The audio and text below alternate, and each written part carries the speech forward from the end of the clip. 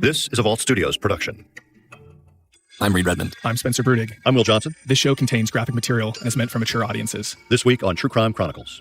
I was at work and my mom called and asked me to come home. And that's when she told me it happened. And it was awful. We were standing outside next to the air conditioner outside my mom's home in Centerville.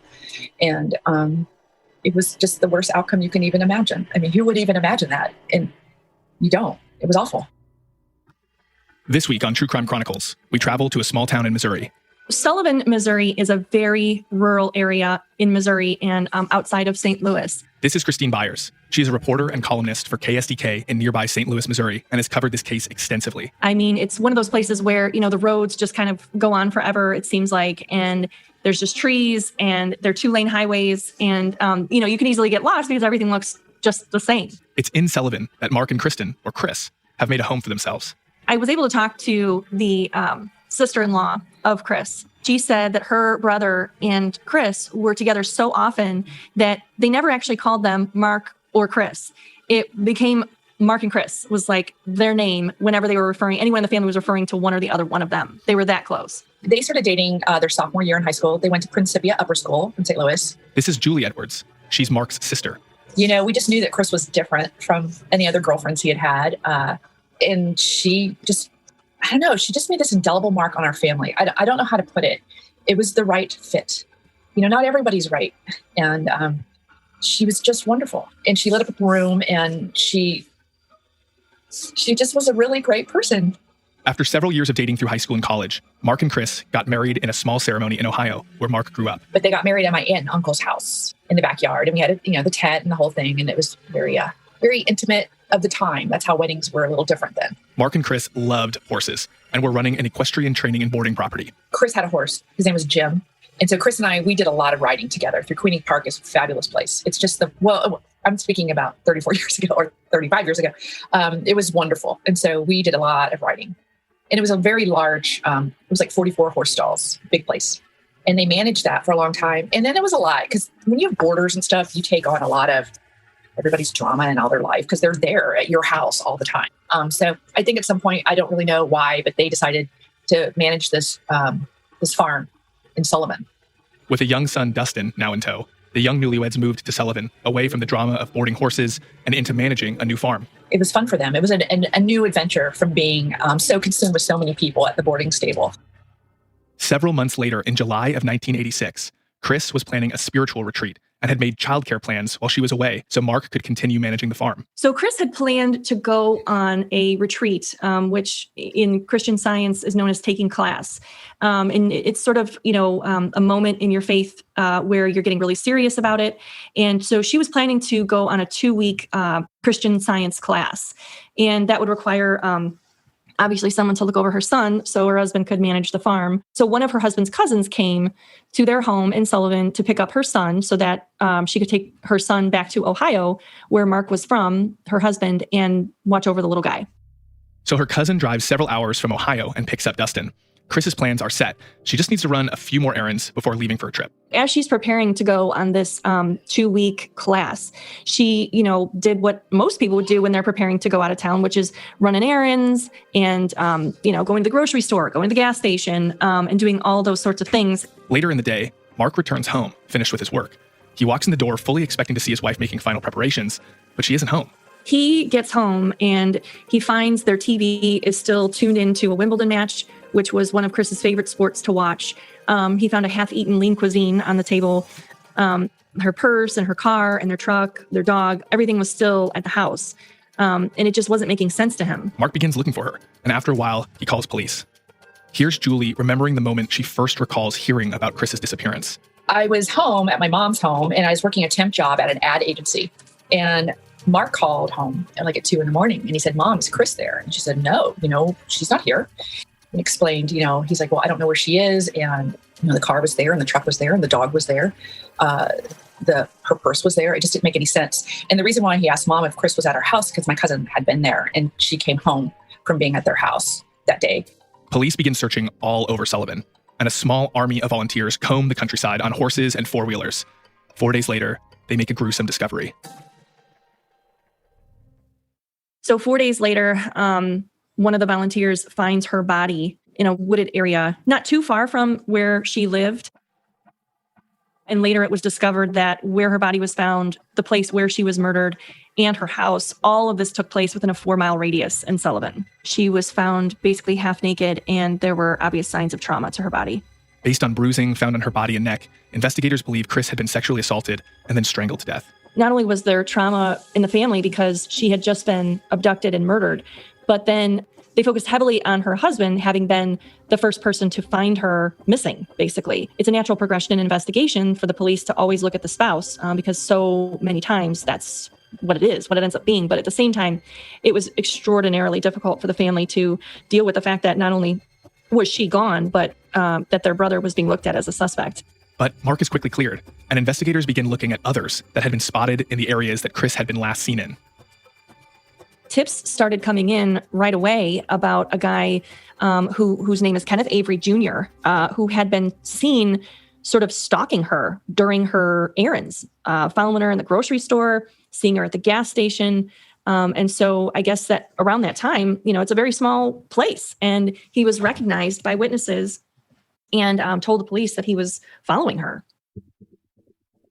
Police suspect Avery. They even arrest him on suspicion of murder. They hold him for the maximum time allowed, trying to build a case around him, but are unable to present anything concrete enough to officially charge him.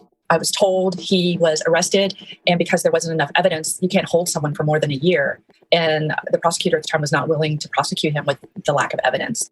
I remember hearing about DNA the very first time I was at a meeting, and I was like 24, so like the next year, and DNA was just starting. So there was no way to prove that this man did this. They just did not have the evidence they needed to charge Kenneth, and it just sat there for all these years. Kenneth Avery is released, and the case goes cold. Almost 35 years pass with no answers, until this past year, when a cold case unit begins digging back into the case. This new task force that the sheriff in Franklin County put together, a cold case unit, and they worked with the attorney general for the state. And as unlikely as it sounds without some sort of DNA evidence, this case cracks wide open. A witness to Chris's murder comes forward. She saw him assault Chris and kill her. And that for all of these years, she was absolutely terrified to tell police or anybody what she had seen. And Julie Edwards, I asked her, I said, how do you feel about someone that could have said something all this time? I mean, are you kind of upset about that? And she said she really wasn't, because she said that just goes to show you how much fear this man was able to put into this person who witnessed something so awful to stay quiet for this long. The person who had come forward was threatened that she would die if she talked about this to anyone, and she disappeared for quite some time. I don't know the timing now and what's going on now and how that's become relevant, or if they feel that her confession, so to speak, was enough evidence to arrest this guy, but finally they did. And I want you to know that our family's biggest concern has always been that this man would do this to someone else as well. How horrible. I don't know. I don't know anything about him other than he's just a piece of garbage to me. One of the prosecutors on the case said, sometimes the passage of time is what's needed in these cases, especially when a witness is crucial, like apparently is the case here, because time had eased her fears, essentially. And it was just a matter of them finding her and asking her at the right moment. And she was willing to say what she saw. Kenneth Avery is arrested decades after being the initial suspect. With it, potential final closure for Mark, Dustin, Julie, and the rest of the family. But also frustration that Avery was able to walk free and live his life for so many years. He did this to Chris and went all this time without committing another crime. Well, as far as we know, he was never caught for committing another crime. So he was a free man at the time of his arrest, and still living in Sullivan. Investigators have been able to piece together more of the timeline of how Kenneth Avery abducted and murdered Chris. And they are led to a nondescript cabin within a couple of miles where Chris's body was found. So the murder scene is apparently a cabin in the woods.